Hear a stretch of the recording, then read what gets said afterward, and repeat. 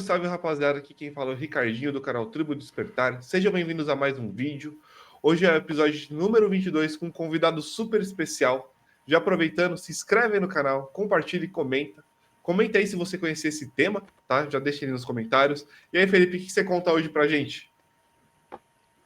Pô, hoje é só alegria, ó, só alegria. Hoje vamos associar a ciência com a neurociência, com a consciência, e hoje é a aventura do universo mental. E então, bem-vindo, Ricardo. É um prazer estar junto contigo aqui hoje. E feliz, bora! Isso aí. Obrigado, Ricardo, Felipe. Uma honra estar aqui com vocês. Adoro os encontros, né? É sempre bom encontrar com pessoas que vêm em nossa direção. Um prazer estar aqui. Prazer, Ricardo. Conta um pouquinho pra gente de você. Quem que é o Ricardo Leme? Então, eu tenho um movimento pessoal aí na minha formação na área médica, né? Dentro da área médica, a gente, sempre que conclui o curso médico, a gente tende a fazer uma residência, que é uma especialização. Eu fiz a residência na parte de neurocirurgia, né, que inclui também a neurologia clínica. E nesse encaminhamento, depois eu fiz um processo de doutoramento em neurociências, com neuroregeneração, um modelo experimental em ratos, que a gente seccionava a medula e depois, com células, cultura de células, a gente tentava fazer o processo de regeneração. Né?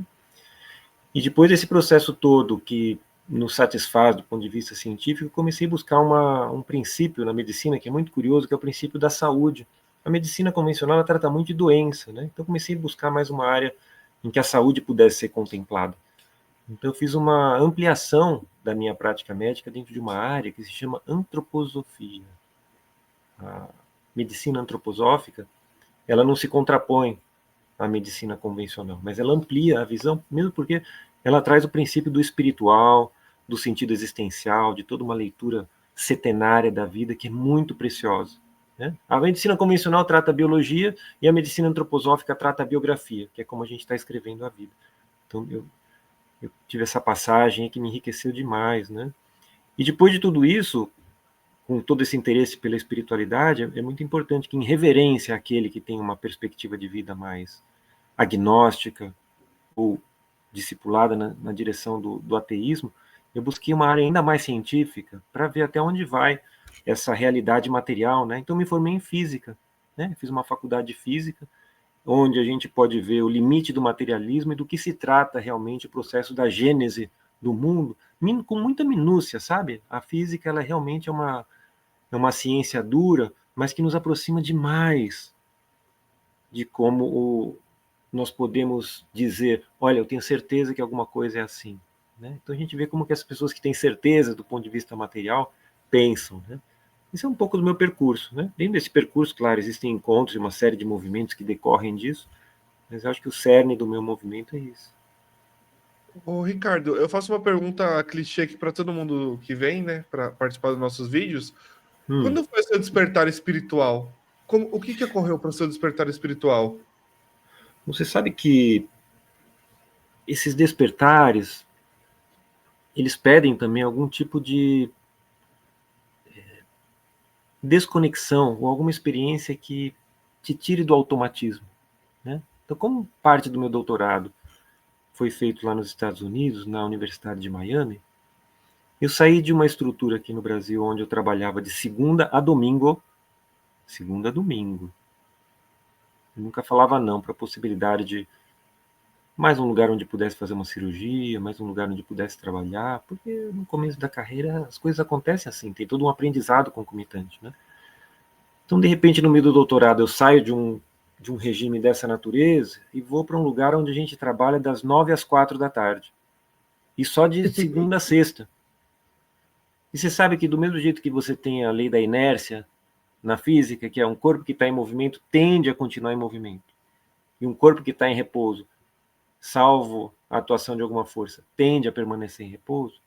Veja, eu estava numa inércia de um movimento de segunda a domingo. Quando você restringe o seu tempo de trabalho, você cai num espaço onde você tem um silêncio, onde surge um não fazer, alguma coisa interessante acontece.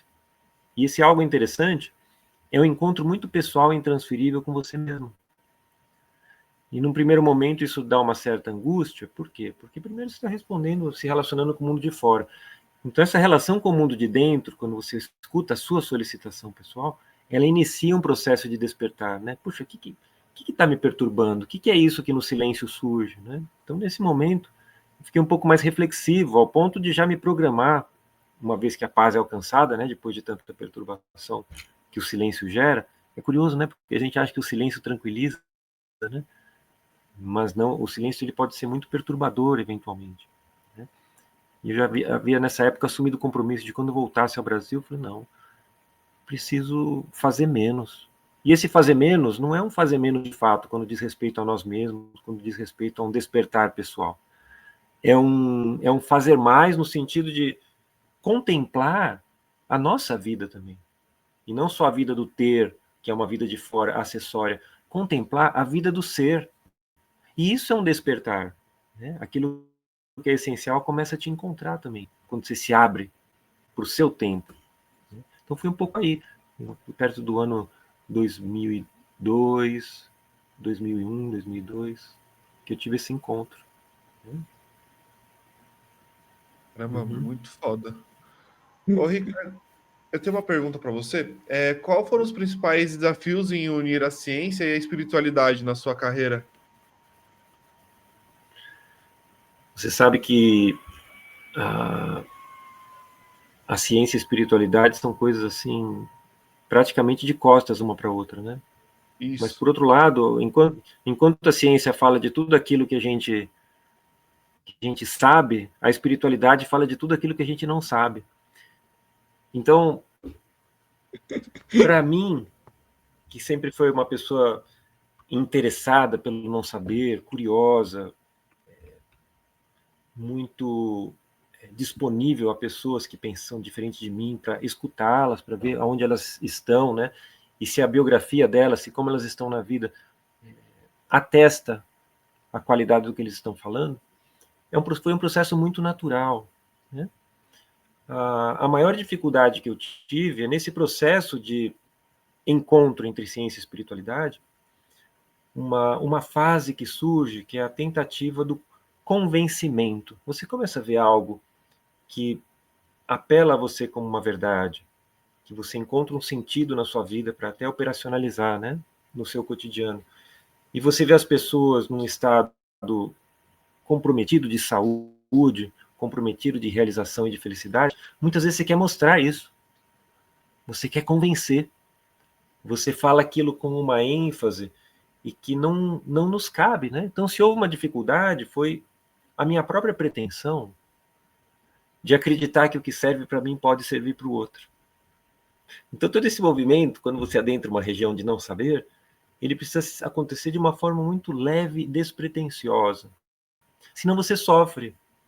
Veja, não é nenhum sofrimento físico, mas é um sofrimento por algo que você quer pelo outro, mas que você não tem o direito de querer.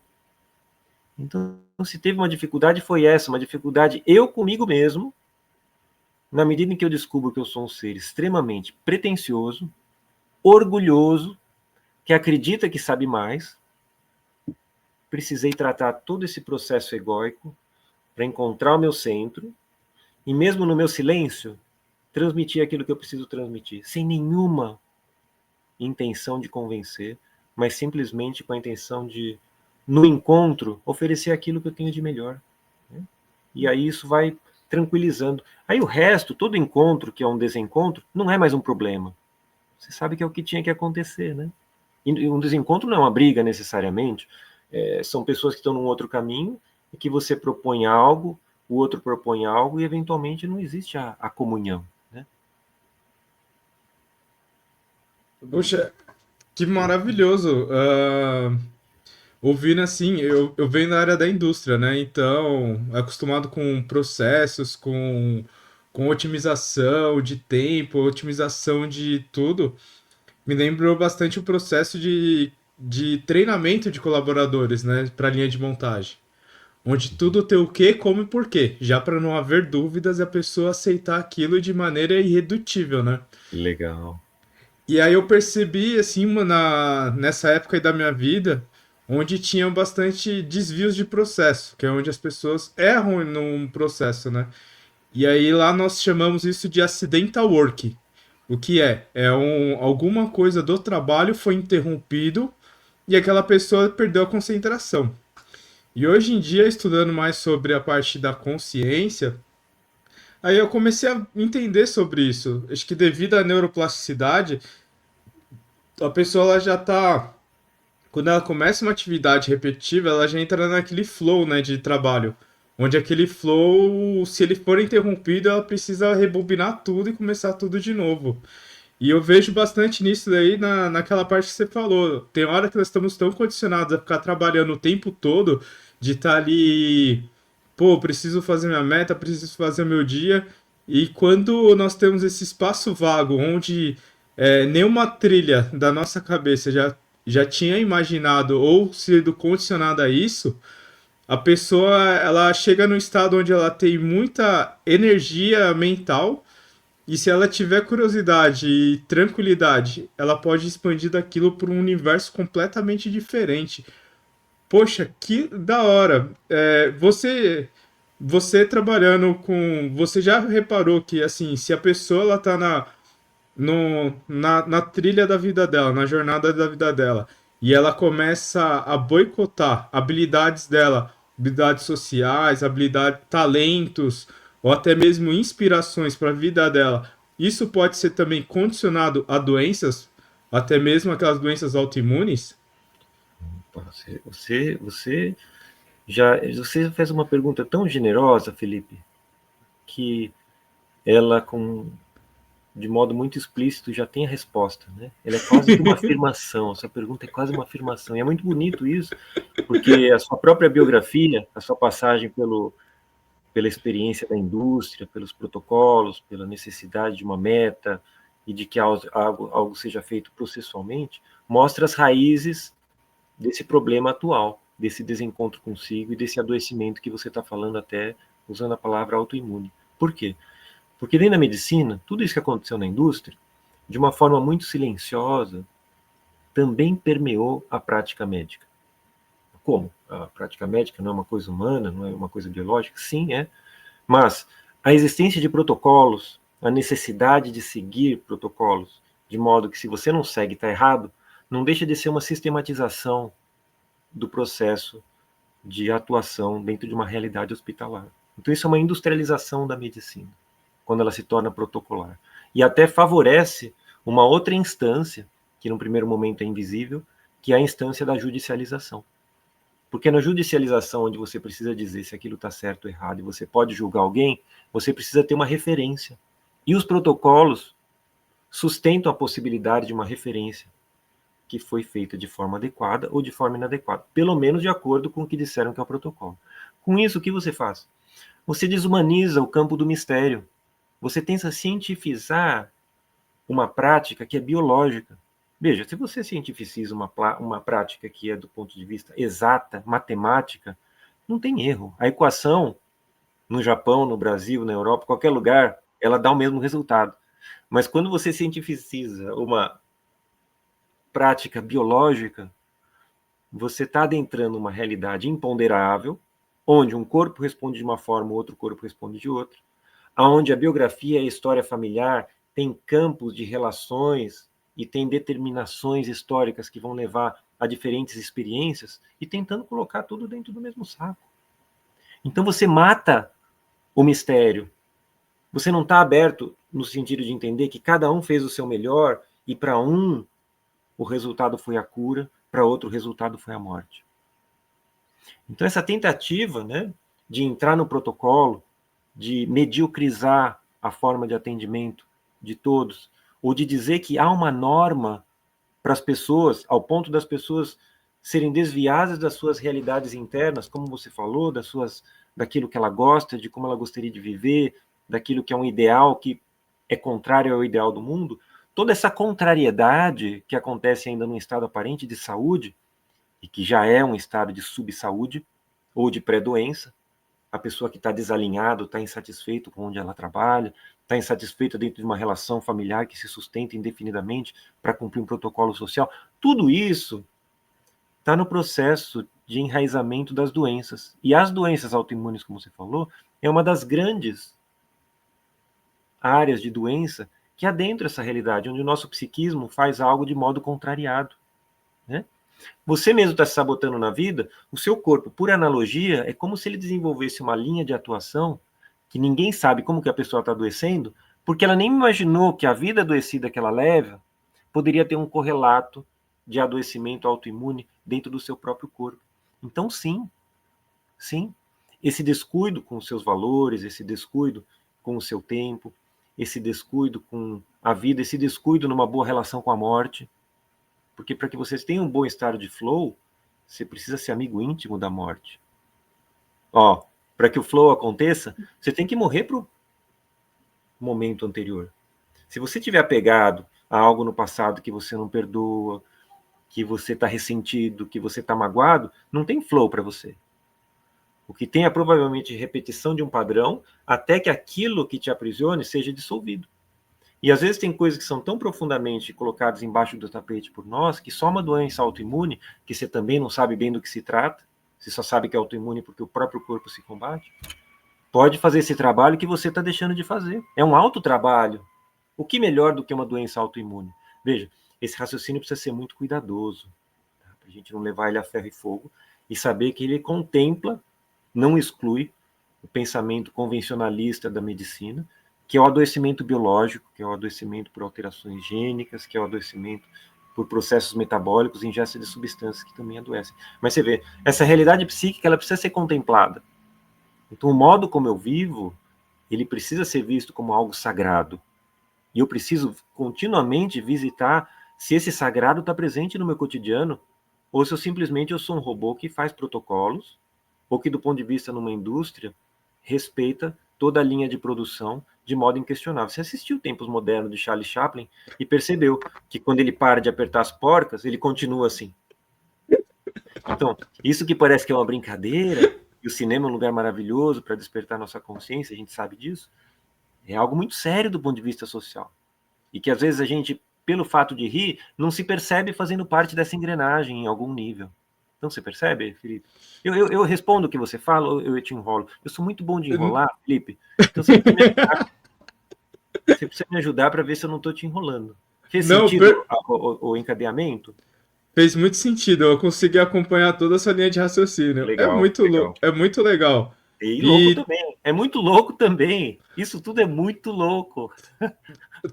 Todo mundo que respira, pensa e reflete é louco. Então tá tudo certo.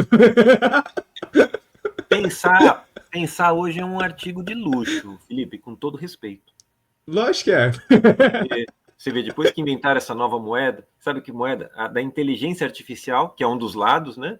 Um dos lados da moeda é a inteligência artificial. Qual que é o outro lado da moeda? É a burrice natural. A burrice natural, ela invariavelmente está ligada à inteligência artificial.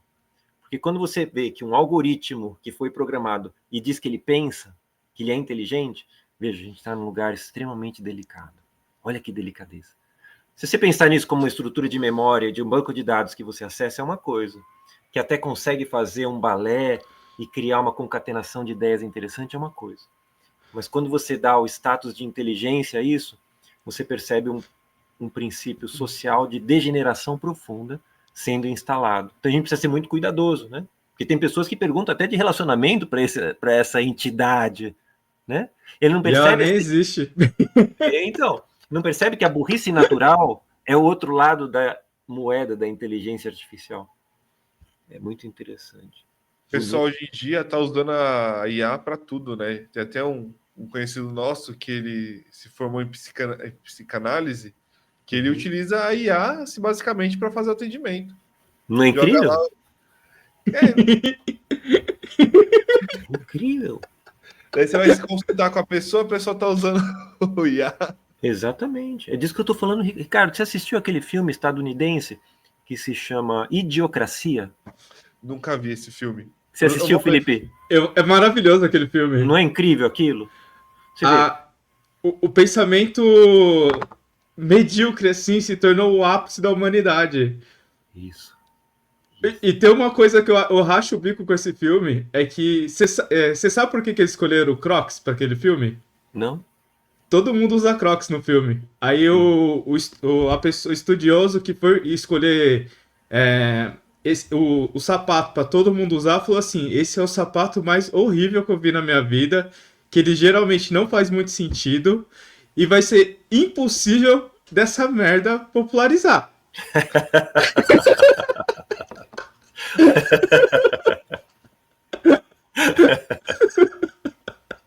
E popularizou, né?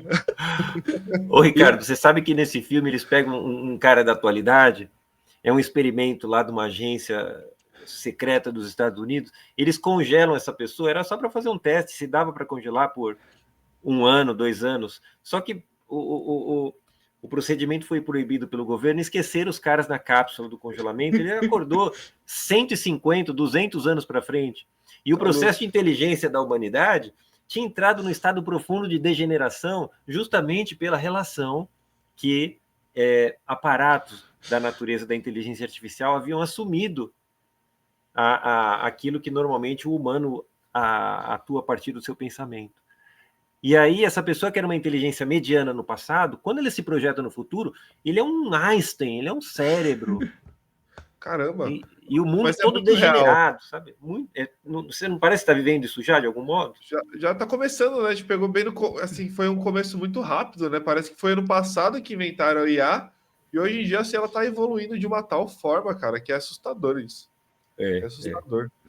E a busca das pessoas por lá fica por status, performance sexual e é descoberta por cabelo. Não é Então, incrível? Felipe, não é incrível, Felipe? É incrível. o mundo tá replicando. É incrível. O Ed Mota tá certo. O mundo é fabuloso. O ser humano é que não é legal, né? Cara, eu penso assim também, de verdade. O ser humano é incrível. A habilidade que ele tem de degenerar, né? Tanta coisa Ó, bela, né? ô, Ricardo, eu tenho uma observação, também a gente trouxe em alguns episódios isso. A gente percebe que atualmente está vindo muitas crianças com autismo, né? Eu penso que é uma questão inflamatória da mãe e também tem o lado espiritual. O que você acha disso? Eu observo que realmente há um aumento na incidência dessa experiência, né, no corpo. E são seres muito curiosamente voltados para o seu mundo interno, né? Que é algo que, no geral, as pessoas que são aparentemente normais não estão fazendo esse exercício de interioridade, não estão fazendo esse exercício de autocuidado.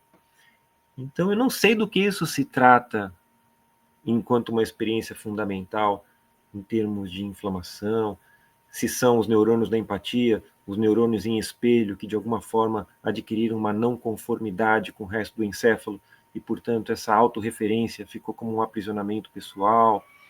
Se foi o fato de, no momento inicial da gestação, ter havido uma recusa ou uma não aceitação da gestação e o impacto daquela essência intraútero por sentir-se rejeitado já gera a possibilidade da experiência do autismo.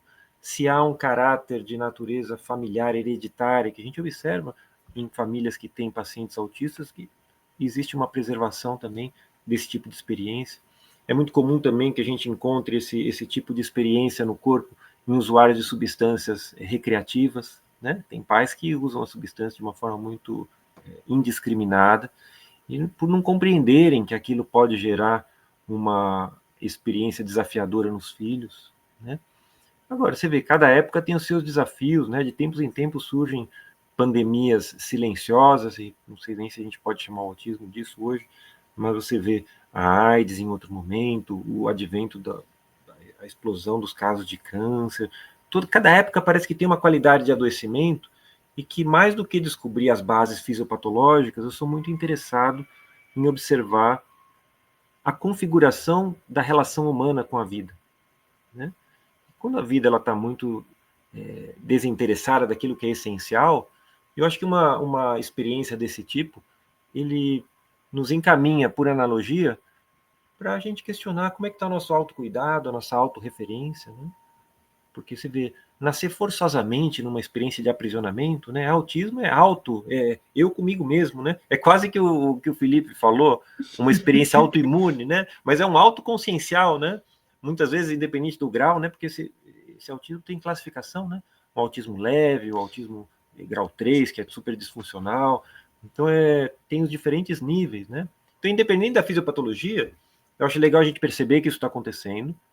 E eu acho legal a gente perceber todas as formas de autismo social que complementam essa experiência, que é o autismo daquele que fica na frente do eletrônico, na frente da tela, o autismo daquele que só pensa na própria vida e não consegue perceber que existe um mundo à volta para que ele comungue. Veja, são oitavas do autismo, né, que também precisam ser contempladas e que, às vezes, contemplando essas oitavas, essa própria experiência mais dura de precisar encarnar numa experiência autista, quem sabe ela deixe de acontecer, né? É um outro olhar, né?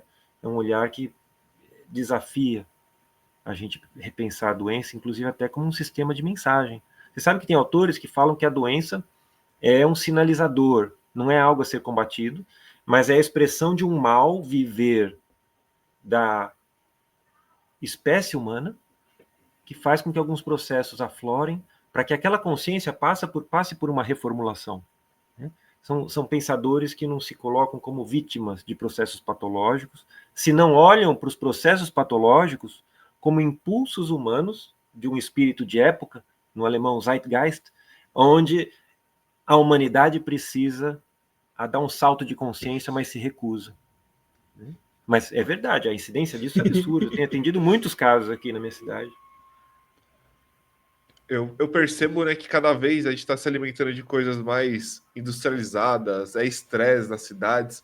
É uma pergunta assim meio leiga que eu vou fazer, mas eu queria fazer. É mais comum o autismo em cidades grandes ou não tem nada a ver isso? Tá vindo crianças autistas assim em todo local? Tudo local, tudo local. Veja, eu moro numa cidade pequena. A minha cidade aqui, ela tem 43 mil habitantes, né? E é uma cidade com um razoável IDH, um dos maiores IDHs do Brasil. Aqui São Pedro, Águas de São Pedro, né? E a quantidade de autistas nas escolas é uma coisa assim inacreditável, incrível o que a gente observa. Então não tem a ver não com os grandes centros urbanos, tem a ver com uma realidade desse momento, né, que a gente está experienciando no planeta Terra. Caramba, que doido. Doido. Trazendo um paralelo meio doido a isso aí, nos últimos meses eu andei fazendo uma imersão, né, para poder entender um pouco mais sobre essa patologia. E na maioria dos autistas, assim, que eu fui conversando, entrevistando, e até mesmo sendo suporte para eles, eu comecei a observar o porquê dessa rigidez cognitiva, né? E aí eu comecei a perceber, assim, que havia um padrão onde o ambiente e as pessoas que estavam inseridas no ambiente no qual ele convivia, ele estava o tempo todo se blindando digamos assim, da toxicidade das pessoas. Então, tipo, eles estavam ali o tempo todo ali, beleza. Para mim, para eu ser eu preciso manter essa linha de raciocínio ou eu gastar o meu excesso de energia numa atividade específica. Então, o que eu fui observando? Quanto maior o grau de não aceitação dele naquele ambiente, maior era o grau de suporte. Então, assim, o grau 3 eu conheci, acho que foi 2 ou 3 só até hoje. E assim, o grau 3 assim, é o que mais ensina, sabe? É o amor próprio, ele ensina as pessoas a se olhar, ele ensina as pessoas a, tipo, ter um foco na vida, começar a ter uma selfie, começar a ter uma identidade própria. Grau 2 de suporte, eu vejo, assim, que são pessoas que têm uma insegurança grande, assim, e, assim, geralmente são ideias revolucionárias. Tem até o último que estava conversando comigo, ele faz faculdade, ele faz ou fazia faculdade de marketing, que ele estava decidindo ainda com a família dele para saber como que ele ia falar para a família que ele não queria mais fazer faculdade, e o sonho dele era roteirizar vídeos. Então, assim, dos vídeos que ele me passou o roteiro, eu vejo assim que são todos vídeos assim que são baseados na vida dele e geralmente assim é um guardião protegendo, é um super-herói. E aí eu até brinco assim bastante com eles, conversando sobre esse universo geek, sabe? Tipo do Batman, do Coringa, do Super-Homem, do Lanterna Verde. E geralmente esse daí costuma ser o assunto de conexão com eles, assim. Porque quando começa a conversar nesse universo geek, ou até mesmo por animes e desenhos, tanto a criança quanto a adulto eles conseguem ter uma compreensão melhor do que eles estão passando, uma compreensão maior do que é o mundo, e eles começam a dar os próximos passos da vida. E até mesmo crianças assim que eram hiper introvertidas, assim, tipo, não conversavam com ninguém, tudo. Atendi no centro espírita que eu faço voluntariado. E aí eu comecei a brincar com ele. Falei, ó, fazer uma meditação guiada. E eu falar assim, ó, agora você vai para o universo, vai para um universo confortável, no qual você vai começar a se procurar e depois você vai me dizer o que aconteceu. Geralmente eram viagens assim maravilhosas, assim, tipo, digno de Star Wars, o roteiro que ele pegava. Uhum. E ali eu comecei a brincar com ele. Falei pra ele, ó, você quer dar um presente pra alguém? Faz um desenho. Aí ele, pô, beleza. Mas eu preciso fazer um desenho quando? Eu falei, quando você quer dar um presente pra uma pessoa, você quer mostrar um pouco do que você quer fazer. E ele me deu, foi quase 20 desenhos, assim, eu fiquei muito feliz. Então, assim, eu percebo que, e depois analisando, acompanhando ele por alguns meses, ele começou a brincar com as pessoas, ele começou a ter mais repertório, ele começou a se soltar mais. E isso daí foi maravilhoso, sabe? Então, hoje em dia, assim, eu vejo o autismo como aquele ser que ele, ao mesmo tempo que ele busca a sua autenticidade, ele busca mostrar para as pessoas assim, ó, você não é um robô, você também pode ser vivo que nem eu. E é maravilhoso essas trocas. Você já Uhum. teve alguma experiência nesse sentido assim, ou parecida? Não, mas o que a gente observa é que as famílias, elas são mobilizadas no sentido de rever sua perspectiva, revisitar o seu passado, né? São seres que trazem uma reflexão e geralmente trazem uma ruptura dentro da experiência familiar, né? Muitas vezes pelo fato da necessidade de tantas terapias para que haja uma readaptação, a rotina da família precisa ser completamente reconfigurada, né? Então eu percebo que as famílias sempre têm uma experiência dessa natureza, né? Como médico, você acaba de tanto ver um determinado padrão que aquilo é algo que tem como protocolarmente encaminhar para algum grau possível de socialização, né? Desde que você retire aquilo que coloca a pessoa cada vez mais para dentro dela, né? Eles têm uma coisa muito preciosa que é a questão do hiperfoco, né? Que também é algo interessante, que pode até ser um dos ingredientes da eventual genialidade de uma porção menor desse grupo de pessoas, né? Porque o hiperfoco faz com que uma experiência de aprendizado pode ser potencializada a níveis que a gente não faz ideia. Você tem esse grande pianista, que é o Glenn Gould, né? Que executava as partitas, as sonatas de Bach com maestria, de uma forma completamente inusitada. Ele era um autista em especial que recebe essa designação que é o Asperger, né? Síndrome de Asperger, que eventualmente se reveste de uma qualidade genial, né? Então, quando você pega uma área artística, musical, de pintura, de poesia, eventualmente esse grau de recolhimento permite um insight, um aprofundamento em realidades sublimes e transcendentes que pode trazer uma pérola, né? Não é a regra, mas a gente precisa estar atento para que há também essas pérolas aí no meio do caminho, né? A gente estava conversando um pouquinho antes de iniciar a gravação, né? Sobre alguns princípios ativos, né? Eu trabalho algumas vezes por mês, ou uma vez por mês, com ayahuasca.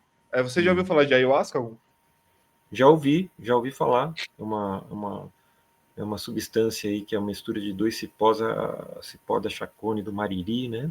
e tem até uma entidade aí que é credenciada para isso, chama União do Vegetal. Isso. Em algum momento eu li alguma coisa e a gente encontra muitas pessoas que têm essa qualidade de experiência hoje, né? Que é uma tomada de consciência de algo que, com o próprio corpo físico em estado lúcido, a pessoa tem uma certa incapacidade e a substância o conduz a essa percepção, né? É uma indução medicamentosa a uma outra qualidade de consciência, né? E sei disso, ouve-se muito a esse respeito. Você, assim, como neurologista, neurocirurgião, você acha que isso tem algum risco para a pessoa que vai sempre tomar? Tem que tomar com cautela? Tem pessoas que são, tipo, proibidas de tomar? Tem alguma restrição? Você consegue me informar isso? Olha, as substâncias psicodélicas, as drogas recreativas, independente de serem feitas dentro de uma ritualística ou não, atuam dentro do nosso corpo sobre a neurotransmissão, sobre a sinaptogênese, a formação de ligação entre um neurônio e outro. E o corpo, como ele tende sempre a restituir um equilíbrio, o uso crônico de alguma substância diminui na membrana dos neurônios os receptores, porque o corpo ele vai sempre tentar se defender a uma substância que é exógena, vem de fora para dentro.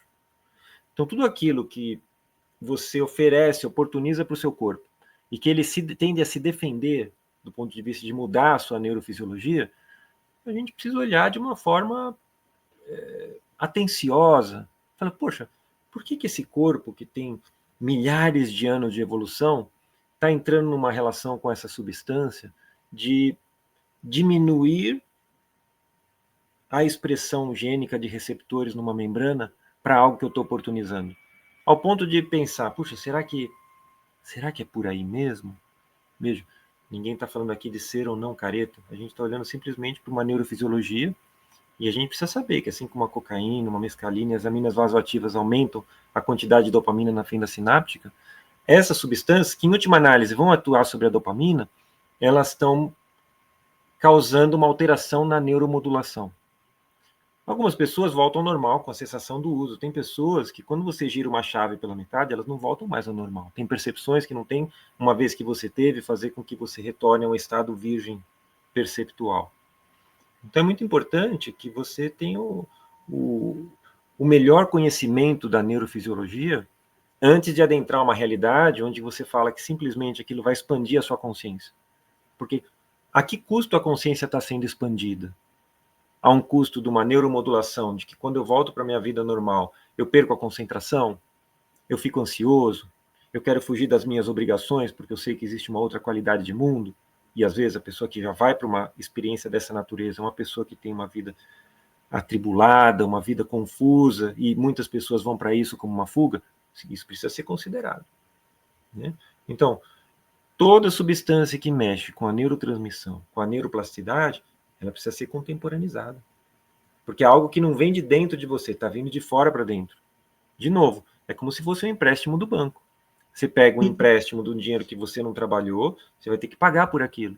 Até que ponto a consciência que uma substância exógena traz para você, enquanto possibilidade de abertura de mundos, não está fazendo com que você estabeleça uma relação de cumplicidade com outro reino e que em algum momento da vida, que a gente sabe muito pouco do que se trata, virar o extrato.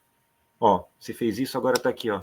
Vamos acertar essa conta. Na vida ou no pós-vida, ou no que quer que se trate essa experiência que a gente tem de consciência. Então é muito importante a gente estar atento a esses poréns, sem caretice, mas com bom senso, né? Se a pessoa não está nem aí é outra conversa. E não é uma questão de refutar argumento do outro. Cada pessoa faz suas escolhas, né? Mas eu acho legal trazer, né, para cá, para a gente conscientizar as pessoas também. Tem que agir com responsabilidade, né, a respeito. Para tanto para o pessoal que trabalha com a ayahuasca, para o pessoal que recebe essa ayahuasca, né? E assim, que dica você daria para ser mais seguro essa experiência? Que a pessoa tivesse a maior acurácia no seu autodesenvolvimento. Porque, veja, se há essa substância na fenda sináptica que um neurônio pode soltar para o outro e que pode passar por uma expressão fisiológica natural, por que eu mesmo, dentro do meu ser, não estou conseguindo dar esse salto funcional e careço de algo que faça isso por mim. Será que esses estados do nirvana, do moksha, da iluminação e de tudo isso que o Oriente, em um primeiro momento, nos ofereceu e que hoje vem para o Ocidente dentro de outra perspectiva, não seriam estados que pedem um autodesenvolvimento ao invés de um processo de aceleração? Eu acho que se a pessoa estiver plenamente desenvolvida, ela é capaz de alcançar alterações de nível de consciência a partir de uma intencionalidade interna, a partir de um trabalho dentro dos seus centros vitais que começam na região sagrada, na região criadora, na função sexual, e que eventualmente podem acender e despertar a consciência de outros modos. Então veja, tem trabalho de todos os jeitos, né? Você pode fazer aquilo de uma forma natural, ou você pode acelerar processos. Toda aceleração é uma espécie de atalho. E assim, todo atalho, ele pode em algum momento pedir uma qualidade de desenvolvimento que quando você chega naquele lugar, você pode ter negligenciado no passado. Então, de novo, sem querer ser careta, às vezes uma qualidade de presença plena, a experiência do momento com a sua melhor intensidade, muitas vezes te capacita muito mais do que a substância que te impulsiona uma consciência que não é uma conquista sua, mas da substância. Veja, existem algumas linhas de pensamento que dizem, assim como o humano tem a sua consciência hoje, a realidade da consciência do reino animal, do reino vegetal e do reino mineral estão por vir. E quando eu comungo com uma substância, seja uma substância sintética mineral, seja uma substância de natureza vegetal, também sintética, e com todos os seus princípios vasoativos, ou seja, de uma substância animal, porque tem até sapos que são alucinógenos, né? Eu estabeleço uma relação com a consciência desses reinos, que é uma consciência que está por vir, portanto, ela está num plano de natureza transcendente, escondido da minha consciência presente. Então, será que não existe algo para eu trabalhar do ponto de vista consciente nesse presente, para que quando essa outra consciência aflorar, eu possa colaborar com ela, ao invés de pegar um atalho e abrir a minha percepção para outra realidade e adiantar algo que ainda o mundo não está pronto? Então tem esse par complementar que a gente precisa refletir sempre que a gente busca uma experiência que diz respeito a um princípio alucinógeno. Por que essa alucinação não pode ser causada fisiologicamente dentro de uma normalidade e um autodesenvolvimento? Você já pegou algum caso de alguém que teve algum surto por conta desses princípios ativos? Cogumelo? Cogumelo não. Só vi pessoas sob o efeito de. Álcool é muito comum que haja uma dissociação de personalidade, né? Em casos extremos, a gente vê o delirium tremens. E a ayahuasca, eu vi alguns casos que com surto psicótico, né? Pessoas que se psicotizaram e depois não voltaram mais. Normalmente a pessoa volta, mas tem gente que não volta. Psicotiza mesmo. É como se fosse uma chave que fosse girada pela metade e você percebe que a vida dela tem um antes e um depois daquilo. Ficar com alguns traços aí da... Fica. Mas essas pessoas, geralmente, elas têm alguma alteração, tipo, antes, alguma predisposição a ter uma esquizofrenia ou não? Isso daí pode ser, tipo, do nada, a pessoa pega, toma e... Desconheço. Acredito que cada um tem as suas predisposições, sim, mas desconheço um fundamento neurofisiológico a ponto de eu dizer esse está predisposto, esse não.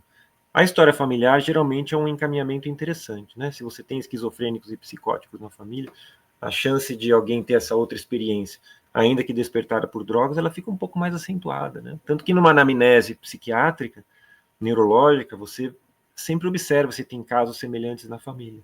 Né? Mas a questão é que cada um faça essa reflexão e perceba que ele está fazendo perceba a qualidade de escolha que ele está fazendo. Porque tem pessoas que acham que a substância é algo muito inocente, como se fosse um comprimido de analgésico, de anti-inflamatório, mas nem sempre isso acontece.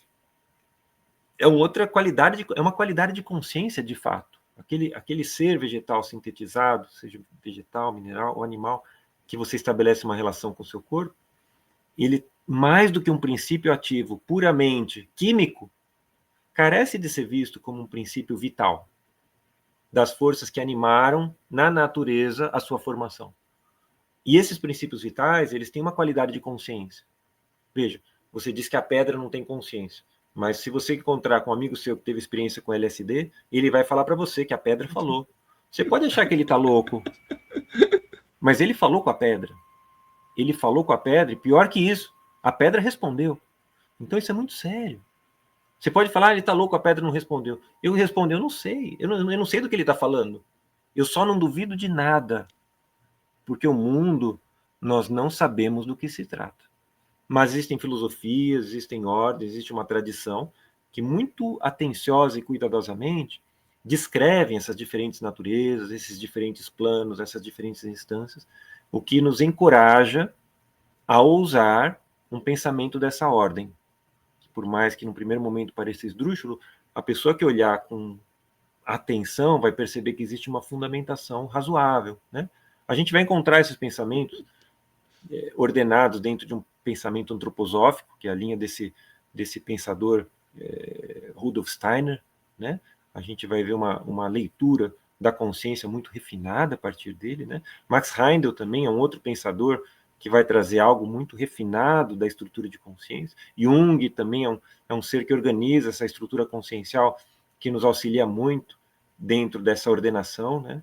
E da presença do ser no mundo. São seres que é legal a gente ter uma bagagem literária para poder argumentar com as pessoas que têm a sua riqueza, na medida que passaram pela experiência, mas para que a gente possa dar chão para elas conseguirem ancorar essa experiência, não de uma forma degenerativa, mas produtiva. Ô, Ricardo, você consegue passar para a gente algum método seguro e mais saudável para fazer a expansão da consciência? O método mais seguro é o método um passo por vez. Primeira coisa de todas é se perceber dentro do corpo, se projetar para um momento inicial onde um óvulo e um espermatozoide se encontraram, ficar aí um pouco, contemplar a partir daí a possibilidade de que essa consciência que foi implementada no óvulo e espermatozoide teve qualquer experiência prévia a esse ato. Então, quando você faz essa contemplação, você vai chegar num ponto onde a humanidade, uma minoria da humanidade vai se perceber como tendo iniciado no óvulo e espermatozoide.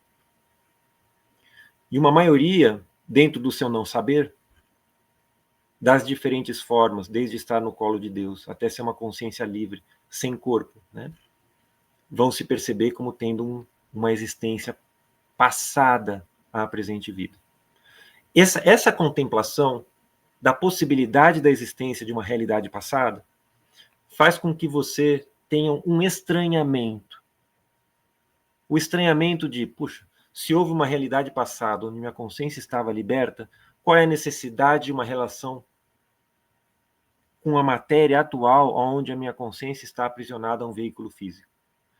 Essa tensão de pensamento, progressivamente, na justa medida de cada uma das pessoas, vai despertar uma consciência, que é a consciência possível para aquela pessoa. A partir daí, de um interesse genuíno na vida, cada encontro com alguém que é sabidão ou com alguém que não sabe nada, vai, nas discussões, gerar percepções e gerar um desenvolvimento dessa percepção do que diz respeito à vida. E depois que você estiver razoavelmente ou minimamente saciado com isso, você precisa olhar também para frente e que a finitude, na atual configuração do ser humano, parece ser algo inexorável. A velhice, a senescência e a morte. E olhar também, da mesma forma que você olha para esse primeiro nascimento, olhar para esse segundo nascimento, porque a morte é o segundo nascimento. Porque se você olhar o nascimento simplesmente como nascer e como uma vida, você está negligenciando a possibilidade desse primeiro nascimento ser uma morte para o espiritual. Então eu prefiro ver que o primeiro nascimento é um nascimento para cá, e o segundo nascimento, que é a morte, é um nascimento daqui para lá. Ou a gente olha como 2 nascimentos, ou a gente olha como 2 mortes. Olhar como nascer, né, e morrer não é muito justo, porque implica numa dificuldade em lidar com o desapego daquele que eventualmente não pode mais estar conosco. Então, depois que você razoavelmente tratou dessa primeira parte, veja, ainda não usamos nenhuma substância, não foi necessário, né? É só o pensamento. Não é fácil pensar, porque esse pensar, Ricardo, Felipe, pode ser muito aflitivo para as pessoas. Porque como a pessoa não sabe a resposta, ela tem muita dificuldade de gestar a pergunta, porque o mundo hoje está muito imediatista. As pessoas não estão disponíveis para um processo de despertar, de florescimento interno de uma verdade que amadurece até que ele se torne uma flor. A pessoa quer estuprar, ela quer esganar, ela quer pegar. Veja a reprodução in vitro. Você enfia algo pontudo dentro do óvulo, sendo que a reprodução fisiológica é toda arredondada. Não deixa de ser um estupro, com todo respeito.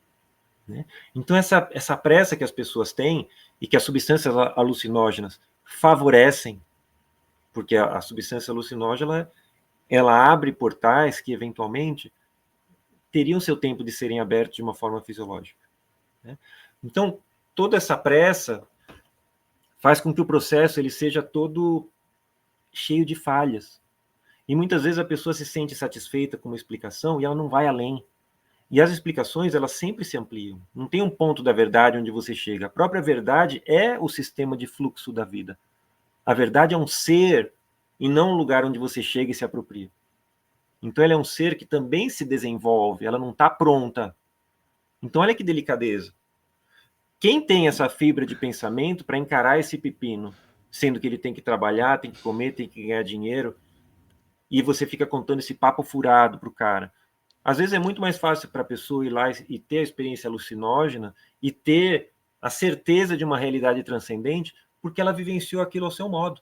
Só que aquilo é um modo, com todo respeito, pangaré.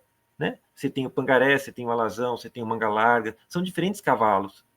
Você tem o cavalo voador, você tem o Pégasus, e cada pessoa vai subir nesse cavalo na medida em que ele consiga enxergar esse cavalo. E tem gente que sobe em cavalo sem asa, e tem gente que sobe em cavalo com asa. E o pensamento, ele é um cavalo alado. E se você tiver reverentemente, profundamente interessado pelo mistério da vida, existe algo que te visita a partir desse não saber e te conta. Do mesmo jeito que seu professor conta na lousa, o mundo do mistério também se aproxima de nós. Em alguns por um surto psicótico natural, sem droga, tudo bem. O corpo físico não estava pronto. Mas em outros, de forma muito reverente e silenciosa, dentro de uma revelação, dentro de uma intuição, dentro de uma poética que ele desenvolve progressivamente na sua escrita, e a própria escrita o instrui. Né? Então, saber que para cada um é de uma forma, e a forma como acontece para mim é só minha, não pode ser ensinada, é importante. Mas você vê, o primeiro passo eu diria que é esse. Estabelecer uma relação de consciência com os dois extremos da experiência corporal e ver como que você trabalha esses portais do antes e do depois. Para que você tenha os seus referenciais.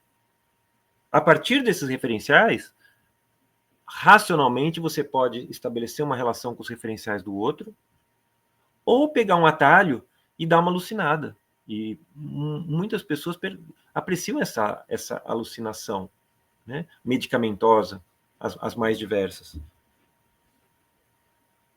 Consegui ser um pouco claro? Conseguiu, nossa, é muito foda, né? O seu raciocínio assim faz muito sentido. Uhum. Ô, Ricardo, você já pegou algum caso surpreendente que desafia as lógicas da medicina tradicional? Tem uns casos que a medicina ela trabalha muito dentro do seu convencionalismo, do cientificismo e da produção científica em paper, baseado no estudo estatístico, baseado em evidência, meta-análises, que são análises sobre as análises, né, criando todo um tecido estatístico onde a verdade é construída, a verdade entre aspas, a verdade transitória, né?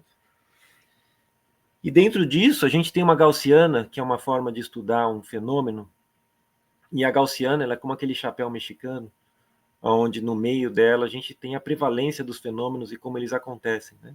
E nos dois extremos, que geralmente são 2,5% em cada ponta, 0,5% em cada ponta, na medida em que você tem o rigor científico, né, para cada experiência, para cada método,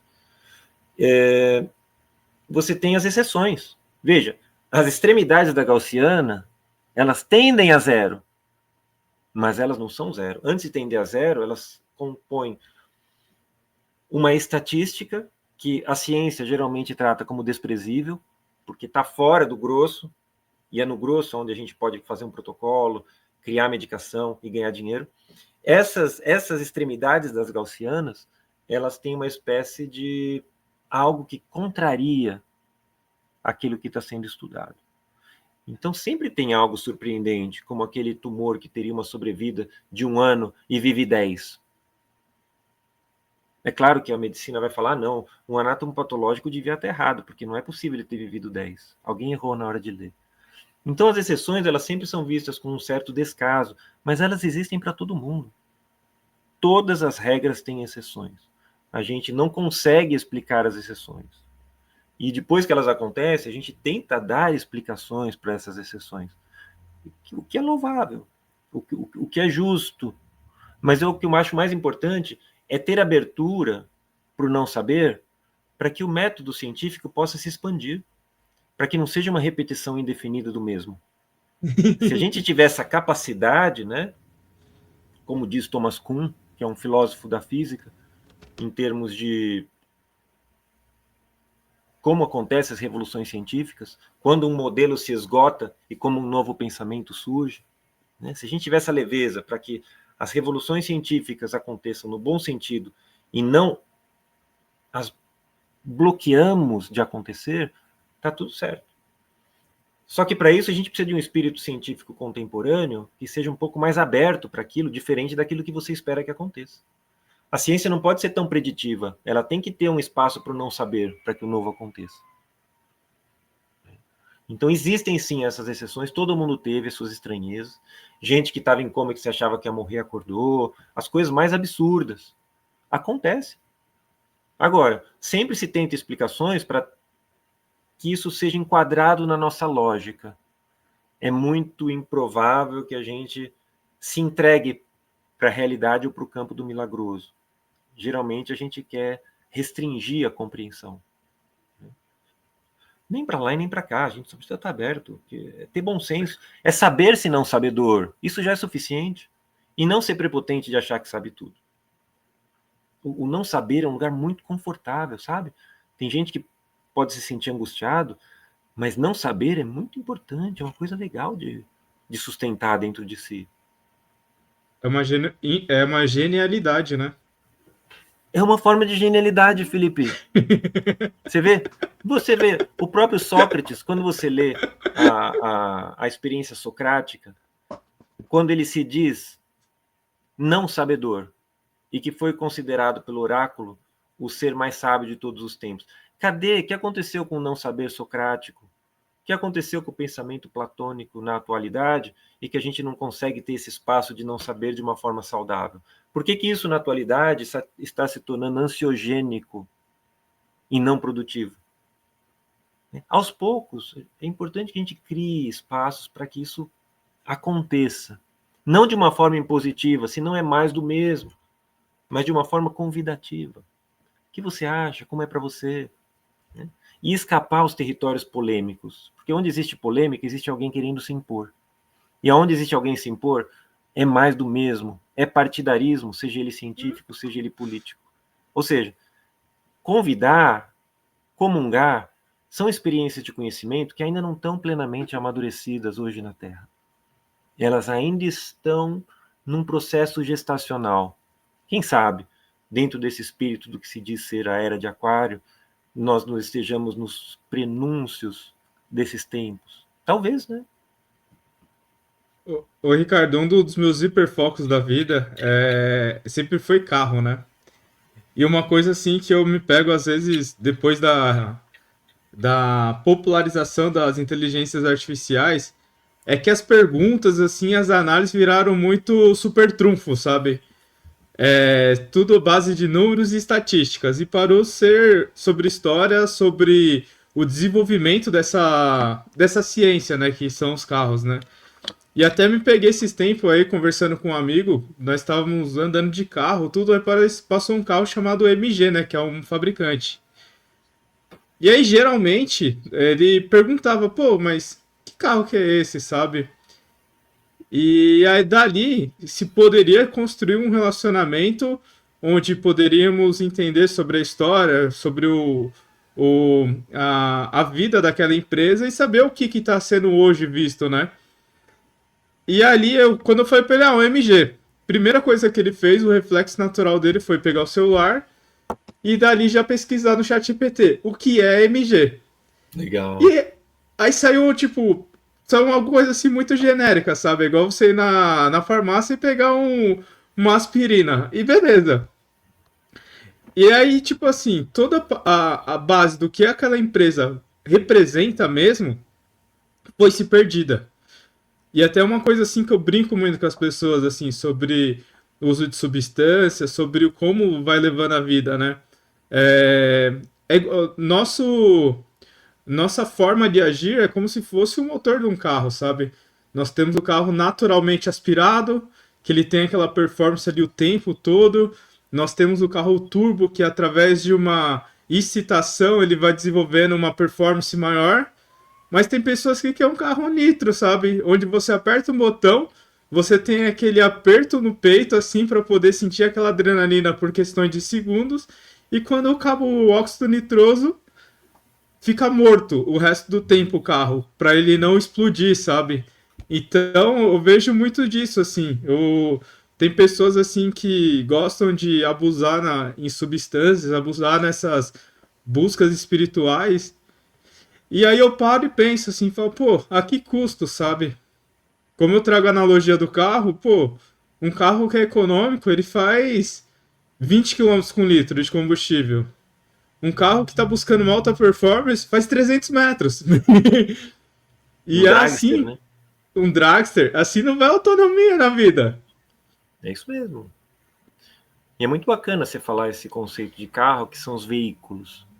Porque do ponto de vista do ocultismo e de uma medicina tradicional, que a gente vai para a China, que a gente vai para a Índia, que a gente vai para uma antroposofia, que a gente vai para uma linhagem de pensamento que hoje o convencionalismo chama de pseudocientífico e que não consegue assimilar dentro da sua estrutura, a gente vai encontrar uma estrutura de veículos que diz respeito ao ser humano inusitada. Muitas pessoas acreditam que o seu veículo seja o corpo físico. A maioria das pessoas desconhecem a existência de um corpo vital, que é um carro, é um veículo, que envolve e permeia o corpo físico. A maioria das pessoas desconhece o fato dela ter um veículo, carro ou lugar onde ela pode habitar, que é um corpo que está em volta do corpo vital, que é um corpo que às vezes alguém chama de astral, outras chamam de corpo de desejo, é um outro veículo. E outras pessoas ainda desconhecem um outro veículo, que é a mente. Veja, a gente tem todos esses carros. Como está o alinhamento desses veículos dentro do nosso ser para que naturalmente nós despertemos uma consciência suprafísica? O que a gente conclui? Que a gente está funcionando no modo pedra. Por quê? Porque a gente só consegue se relacionar cientificamente com a mineralidade do mundo. A gente não consegue uma relação com as forças vitais do mundo que está no corpo etéreo. A gente não consegue uma relação científica consciente com as forças astrais do mundo que está no corpo de desejo. E a gente não consegue uma relação consciente com as forças do pensamento. Então o que as pessoas entendem? Eu penso porque o cérebro secreta neurotransmissor. A maioria das pessoas acha que pensamento é uma secreção cerebral. Veja, esse é o pensamento mineral. E não está errado, é o que tem para hoje. As pessoas pensam assim. Para você pensar diferente, você precisa de uma força interior de compor um arcabouço de entendimento que não está sendo mostrado nas escolas e que mesmo nas escolas de ocultismo, onde isso está sendo mostrado, precisa de uma atitude de quem estuda muito veemente de querer aquilo enquanto verdade e não simplesmente receber aquilo como um depósito bancário. Você já ouviu falar em educação bancária? Tem o pensador brasileiro Paulo Freire, ele trabalha nessa qualidade de educação. Tem gente que se percebe sendo educado quando se deposita mais uma camada de conhecimento, de informação dentro dele.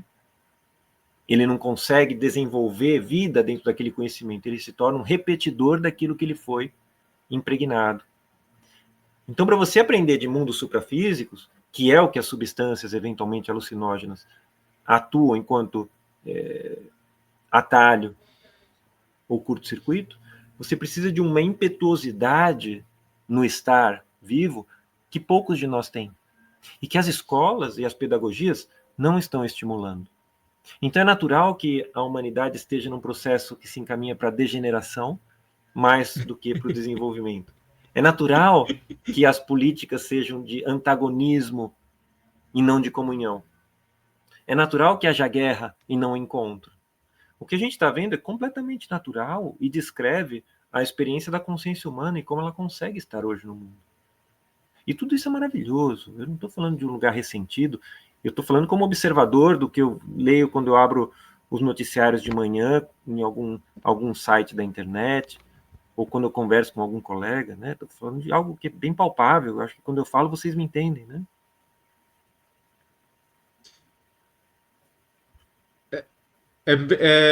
É bem doido assim, como que a grande maioria só entende baseado em extremos para poder dali seguir e ter uma opinião, sabe? Mas o quanto que hoje a maioria das pessoas que pensa no centro é, tem essa visão assim de tipo, pô, eu posso analisar, eu tenho a liberdade de analisar os dois pontos e tá tudo certo, sabe? Entender as motivações de um lado, entender as motivações do outro. Base de análise é muito da hora. Eu acho muito legal a antropologia. Porque Eu ela, também. ela não responde, ela não te responde, mas ela te mostra a tendência da onde veio tudo aquilo. Sim, sim. Levando em conta o risco de uma posição central, porque eventualmente você pensa que uma posição central ela se contrapõe às posições polares, mas às vezes a posição central é uma posição manipuladora. Então a posição onde nós nos sentiríamos mais interessados em estar é uma posição transcendente ou espectral, onde você consegue se retirar daquele processo, você vê as duas extremidades, você vê o centro, que é a mesma coisa que as extremidades, porque o centro é manipulador. Tem até essa experiência aí atual dentro das experiências políticas, né, da academia, que é o centrão. O centrão é terrível, ele faz acordo com um lado, com o outro. Então, a posição transcendente é quando você consegue perceber todo o processo e integrá-lo dentro de si. E não quando você se posiciona no centro, que ainda é perigoso, que você pode fazer todo tipo de bem bolado. E também Que nada da contra o hora. centro, nada contra o extremo branco, contra o extremo preto, contra o extremo azul, contra o extremo vermelho e contra o amarelo ou verde ou roxo. Tá tudo certo. Ninguém tá contra nada aqui. A gente só está Exatamente. percebendo o que está acontecendo e como a gente está sendo enganado na atualidade. Porque o espírito do engano, ele é muito oportunista, né? Com certeza. Ô, Ricardo, e falar um pouquinho da astrologia. Como que você começou na astrologia? Eu comecei a astrologia achando que isso era uma besteira que alguém pudesse acreditar, né? Uma construção humana completamente sem sentido. E aí, como eu tinha esse espírito científico muito arraigado dentro de mim, porque eu venho de uma linha acadêmica, né? O meu interesse foi desconstruir e observar quais são os pontos aonde há uma inconsistência, para quando alguém conversasse comigo a aquele respeito, eu pudesse não combater, mas instruir da impossibilidade daquela experiência ser válida. Que desastre. Foi um desastre para mim fazer isso. Meu Deus. Porque foi uma experiência de profunda vergonha para mim, né? Conforme eu trabalhava dentro desse princípio de aprender pela desconstrução, eu comecei a perceber uma concatenação de entendimentos que absolutamente se contrapunham, mas que compunham em si uma realidade sintética. Comecei a perceber uma estrutura simbólica com uma forte vinculação com todo o tecido mitológico da antiguidade, que respondia simbolicamente, dentro de cada uma das pessoas, a um modus operandi, ou seja, a composição de um caráter. Então, tudo aquilo que no primeiro momento foi uma desconstrução, aos poucos foi sendo uma reconstrução do meu próprio ser. E do entendimento de que o pensamento lógico tem um limite e que é muito importante que ele seja bem desenvolvido para a gente aprofundar o entendimento de outras áreas. Porque se a sua lógica é manca, você entende tudo errado. E você tenta resolver com um martelo só porque você é bom no martelo todos os problemas. E a lógica alcança até um certo limite, onde existe uma outra ordem de pensamento que pode nos auxiliar, e a ferramenta astrológica, ela favorece essa qualidade de pensamento. Eu estou falando do pensamento analógico.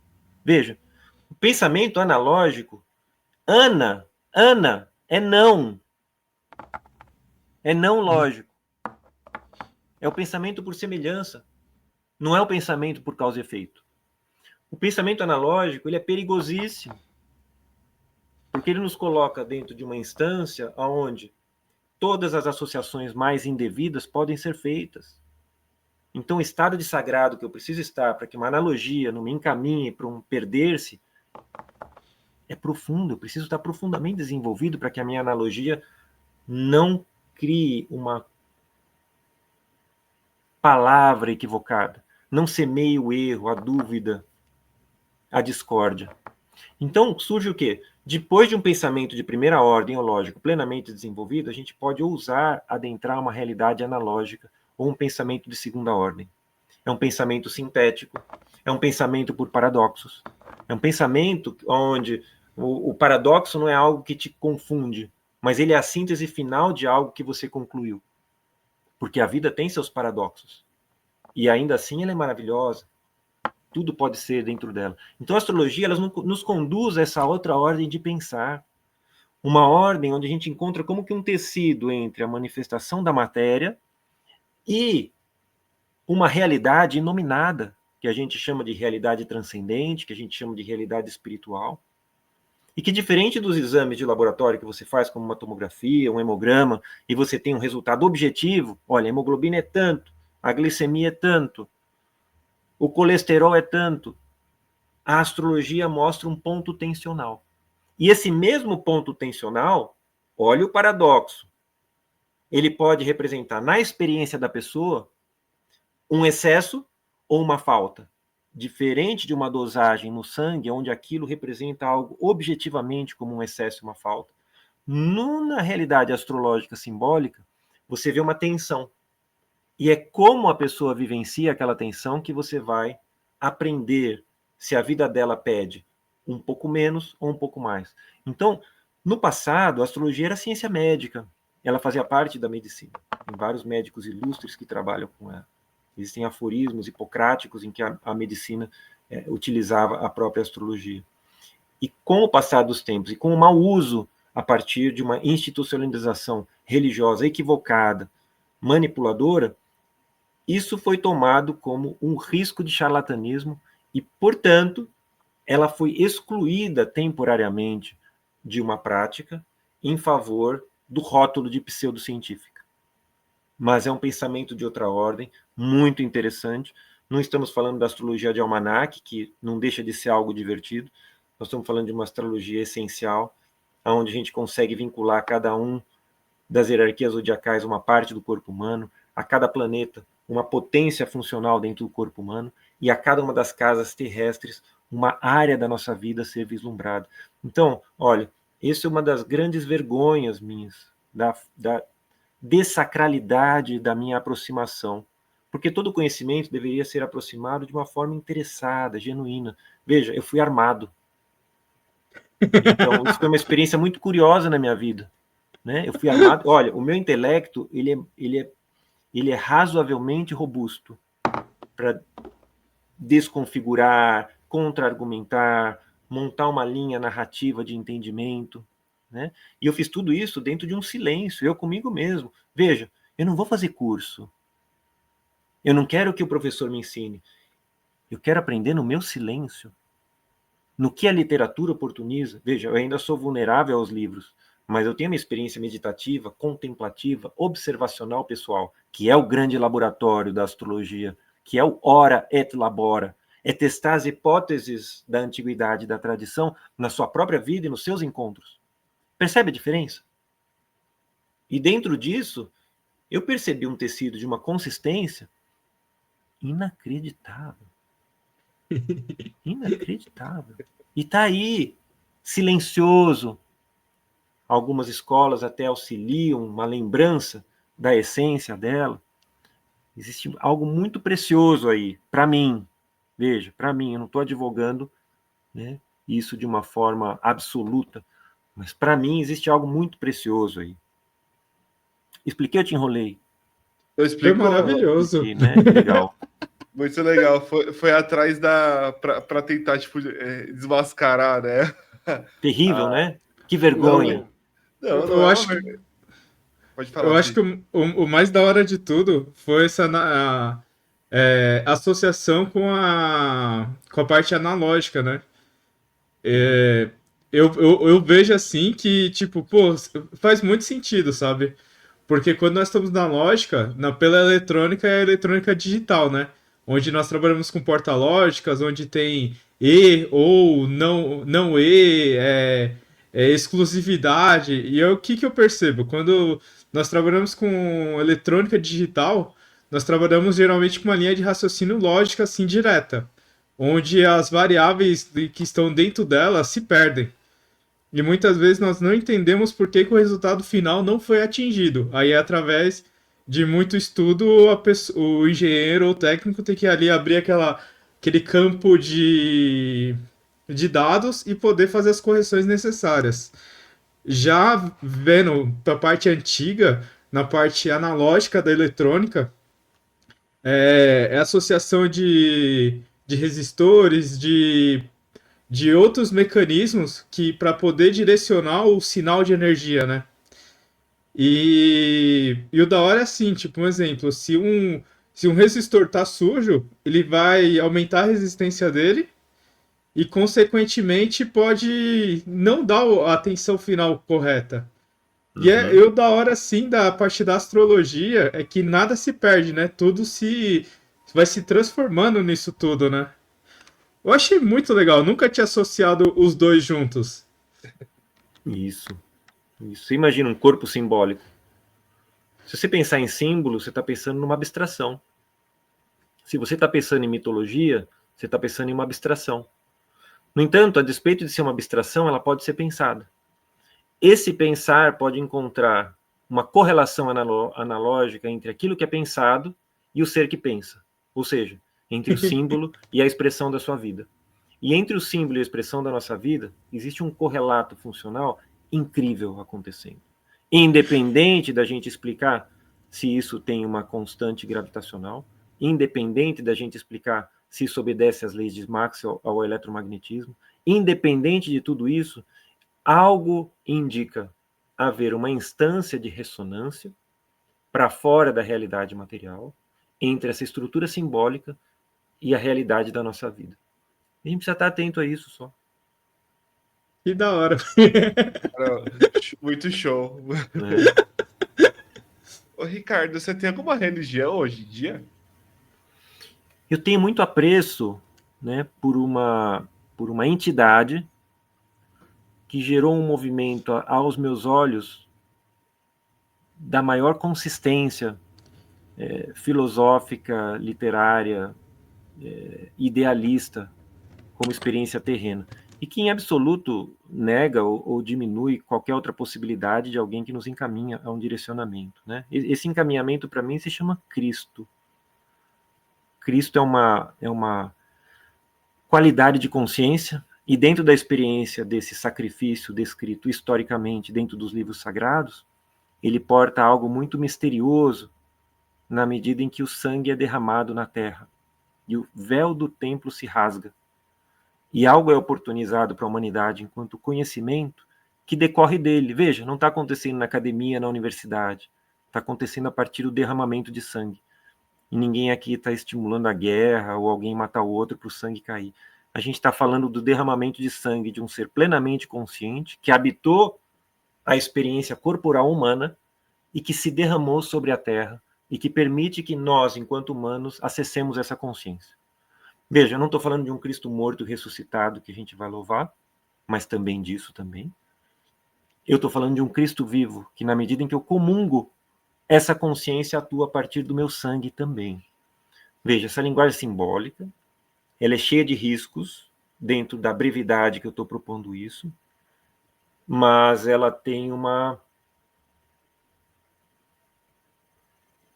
ancoragem dentro de uma filosofia muito antiga, dentro de um pensamento da tradição, que linhas como a antroposofia, que linhas como a filosofia Rosa Cruz nos encaminham com muita leveza e razoabilidade. Então, não é ver isso como certo e errado, é ver isso como uma vivência e ver como que essa vivência encaminha os encontros na sua vida presente. Porque essa vivência oportuniza encontros incríveis, bárbaros, sem igual. E não é um encontro porque você vai atrás, é porque como se o mistério de fato visitasse, trouxesse aquilo que aquele dia precisa. E você não precisa acreditar nisso, simplesmente você não acreditando e ressoando com isso, para você não é assim. E, portanto, para você não acontece. E tá tudo certo, porque isso é sempre um convite. Isso nunca é algo que você enfia a goela abaixo das pessoas. A gente só precisa estar atento quando o milagre acontece. Para estar em estado digno para vivenciá-lo. Porque não adianta, uma vez que o milagre acontece, de você querer contar para quem está do seu lado. Porque vai achar que o milagre acontece dentro. E viver esse milagre ele tem a ver com a sua vida. Não com o que o outro pensa de você, ou que vai ser legal você contar para ele. Não é para aumentar o número de seguidores. É para inspirar os próximos encontros que virão a ser. Né? Tá muito solta essa linguagem para vocês? Não, tá bom. É a quintessência da vida, né? Boa, Felipe. É isso mesmo. Você é Felipe Fará porque você ainda não fez e você fará? Ou porque você já fez e esse fará já virou passado? Poxa, pra falar a verdade, eu acho que já virou passado já. Daqui a pouco eu tenho que associar meu nome mesmo. Ah, então O, o- porque fará está no futuro, né? Faria já é um futuro do pretérito. Faria, né? Então, quando você virar Felipe fez, é que você cumpriu a missão, né? Ou você está postergando a sua vida para fazer alguma coisa que você ainda não fez. Olha lá, hein, Felipe? Eu gosto muito das Porque palavras, hein? eu acho que no futuro aí eu vou fazer medicina. Acho que esse é o sonho a ser alcançado aí. Pô, Maravilha. medicina é show de bola, hein, Felipe? É uma área que eu gosto muito. Medicina. Eu também sou da área médica, só que eu cuido dos bichos, eu sou médico veterinário. Ah, olha só, você está em casa, você é irmão, então. A psicologia é uma área muito preciosa, que eu acredito em mim, né, dentro do meu entendimento, que virá a ser uma medicina do futuro, a despeito de hoje ser vista secundariamente. Quando a psique deixar de ser mente, voltar a ser alma, né, como na sua origem, eu acho que a psicologia é algo muito precioso para resgatar esse encontro com o alto, né? Então, são alternativas, né, ao curar, a participar desse mistério, né? Eu atualmente estudo psicanálise, né? Mas Olha eu tô. só. Mas comecei agora há pouco. Então, toda psicanálise pede um pouco de psicossíntese também, né? Porque você analisa, e quando você percebe, você tem aquele quebra-cabeça todo. Cadê a síntese, né? Do Assagioli, né? Aí eu pego muito a minha engenharia para poder juntar todos os elementos, vendo o que que Pronto, dá. pronto. Ó, que beleza. Mas o Fará ele vem de alegria. Oh! Eu trabalhava no autódromo de Interlagos aqui em São Paulo. Ah, E aí, devido, tipo, eu sempre andava com os lenços para poder sentar no chão, né? E devido trabalhar na casinha de bandeira, o sol ficava enchendo o saco, poeira ou muito frio. Aí eu comecei a enrolar um lenço na cabeça, sabe? Aí parecia um turbante. uhum. Aí o pessoal começou a brincar comigo, falou, pô, o homem bomba lá da casinha é divertido. E aí virou tipo uma lenda, assim, por uns meses, assim. Até que eu passava nos boxes, o pessoal falava assim, pô, mano, isso é muito da hora. Toda vez que eu te vejo, eu fico mó feliz. Eu falo, pô, da hora. Oh, que Aí me legal. colocaram um apelido, porque existe muitos Filipes. E aí eu tive que escolher entre homem bomba ou criar um. Aí eu falei, um amigo meu que tava zoando falou, você parece o faraó. Eu falei, não, eu não tenho tanta realeza pra estar numa pirâmide, mas o fará fica legal.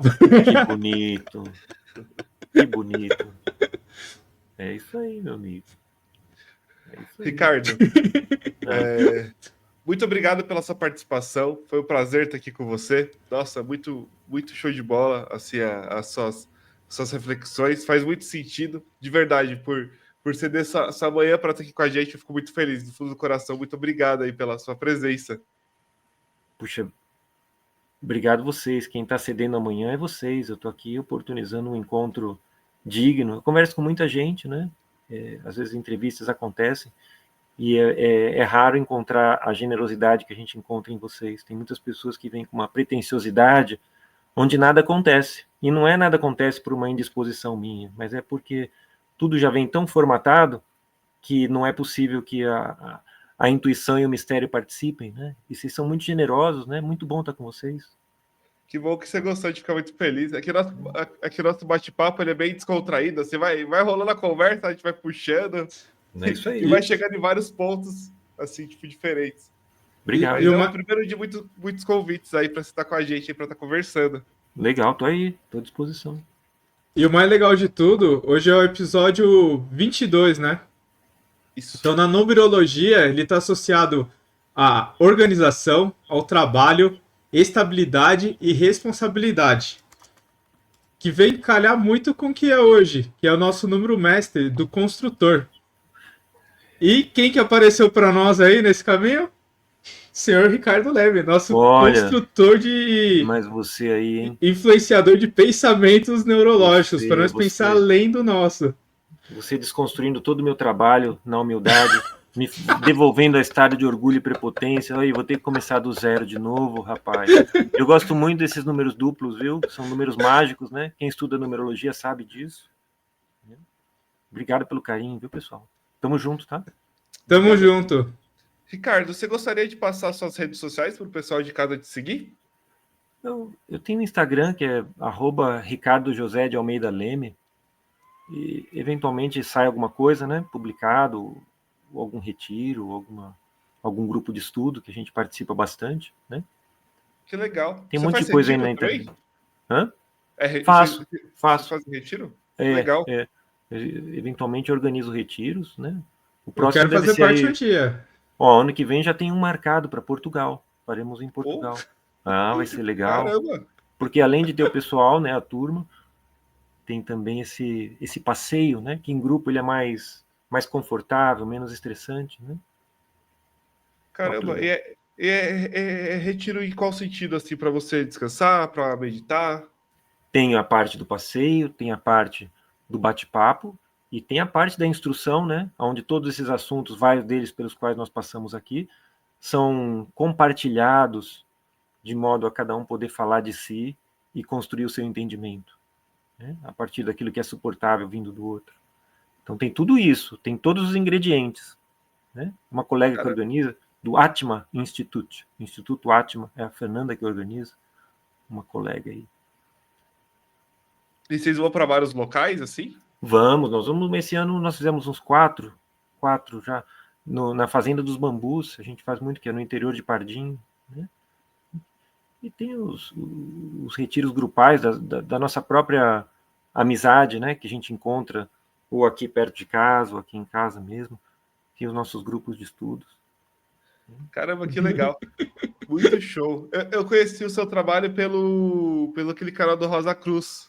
Da Fraternidade. A gente faz um estudo logo pela manhã. Atualmente a gente está lendo uma obra de um filósofo que chama Fritjof Schwann, O Esoterismo como Princípio e como Caminho.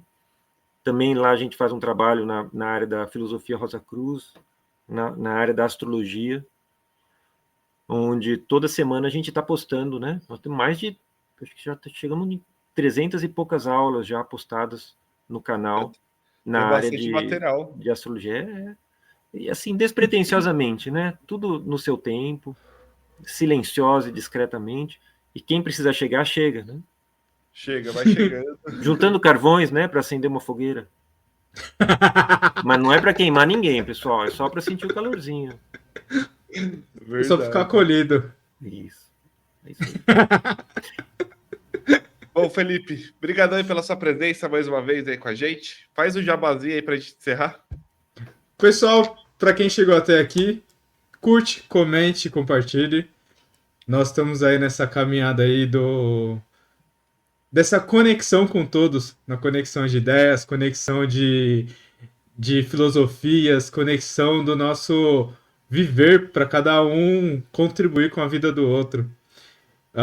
Estamos com um projeto do Apoia-se para poder ajudar a financiar a parte de infraestrutura e até mesmo o crescimento do canal e também na ajuda de projetos sociais, no qual ainda estão sendo elaborados aí para melhor atender a partir do momento da compreensão do nosso tamanho.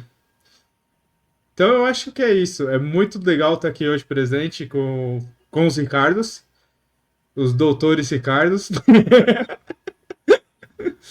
E quem Eu sou sabe um aluno. dia. Doutor é ele, eu sou aluno aqui, eu tô aprendendo com vocês. Quem Vocês que sabe estão um dia fazendo. eu me classifico nessa classe também, mas é uma jornada ainda. Todos somos alunos, né? Sempre. Boa, estamos na mesma classe, então é uma honra estar na classe de vocês. Muito obrigado, viu? Arro. Obrigado pela sua presença.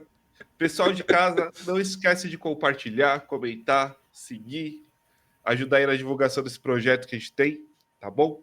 Então, para todo mundo, um abraço, valeu, gente, e até a próxima.